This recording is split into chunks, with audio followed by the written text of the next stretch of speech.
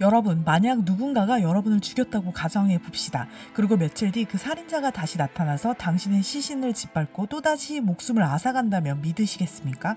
그런데 그 살인자가 사람이 아니라 거대한 코끼리라면요? 미스테리하고도 기괴한 실체 사건 지금 시작합니다.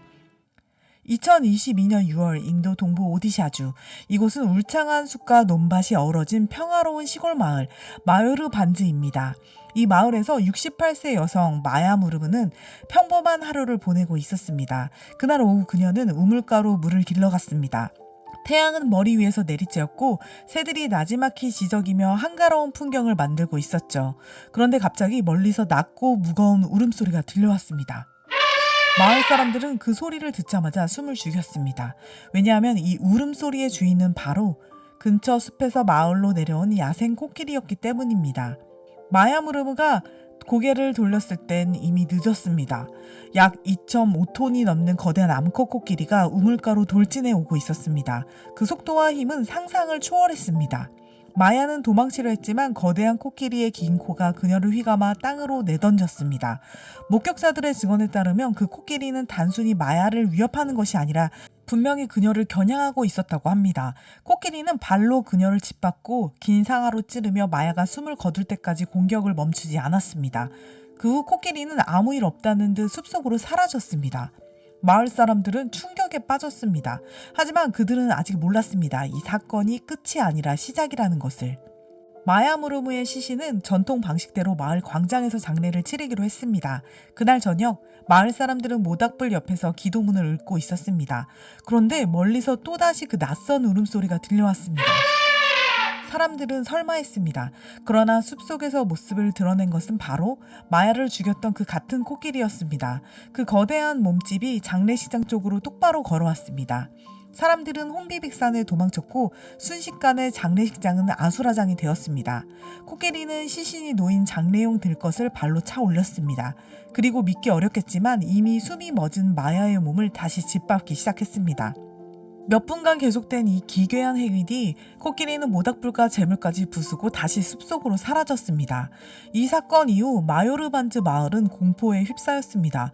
마을 노인들은 이렇게 말했습니다. 코끼리가 사람을 이렇게까지 증오하는 건 평생 본 적이 없소. 전문가들은 여러 가능성을 제기했습니다. 혹시 마야가 밀렵꾼들과 연관이 있었던 건 아닌지, 혹은 과거에 코끼리 무리와 충돌이 있었는지, 아니면 코끼리가 인간의 얼굴을 기억하고 복수한 것인지. 인도는 세계에서 코끼리와 인간의 갈등이 가장 심각한 나라 중 하나입니다. 매년 300명 이상이 야생 코끼리의 공격으로 목숨을 잃습니다.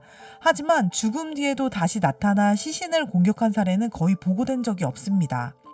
과학자들은 이렇게 설명합니다. 코끼리는 매우 높은 지능과 강한 기억력을 가진 동물입니다. 그들은 몇 년이 지나도 특정인의 얼굴을 기억하며 자신이나 무리에게 위협이 된 대상을 절대 잊지 않는다고 합니다. 또한 감정이입과 복수심을 보이는 몇 안 되는 동물 중 하나입니다. 하지만 마을 사람들은 과학보다 전설을 믿었습니다. 이 지역에는 오래된 미신이 하나 있습니다. 코끼리의 영혼에 찍히면 죽은 뒤에도 그 분노는 풀리지 않는다. 마야무르무의 죽음은 단순한 야생 동물 사고가 아니라 코끼리의 저주라는 것입니다. 인도에서는 인간과 코끼리의 갈등이 비교적 흔합니다. 2020년 10월 70세 남성이 축구대회를 마치고 집으로 돌아오던 중 코끼리에게 짓밟혀 사망한 사건이 발생했습니다.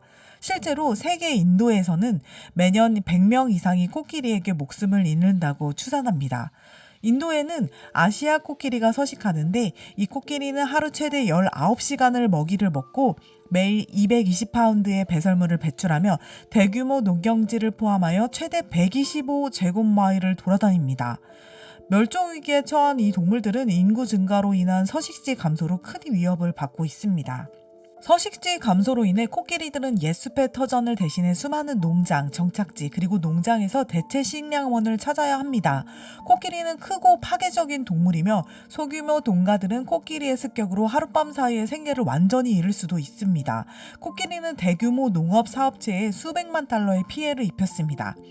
코끼리의 파괴적인 습격으로 인해 코끼리는 종종 보복으로 죽임을 당합니다.